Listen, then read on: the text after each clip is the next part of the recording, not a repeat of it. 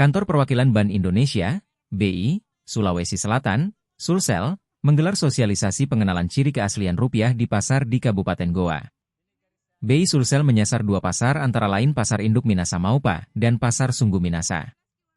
Di sela-sela kunjungan pelaksana pengelolaan uang rupiah KPW BI Sulsel, Muslimin mengatakan dalam kunjungannya itu dengan maraknya uang palsu pihaknya terus mengedukasi kepada masyarakat khususnya pada pedagang jika melihat dan merasa ragu terhadap keasliannya uang tersebut maka harusnya diraba, diterawang dan dilihat. Muslimin mengajak masyarakat untuk selalu memperhatikan 3D untuk melihat keaslian uang rupiah. Bukan dibelah. Sosialisasi ini digelar menyusul adanya peredaran uang palsu di Kabupaten Goa. Diketahui pada sosialisasi tersebut ada pedagang yang merasa ragu terhadap uang tersebut sehingga pihak BI melihat hasilnya bahwa uang pecahan 100.000 tersebut ternyata palsu dan tidak bisa ditukar.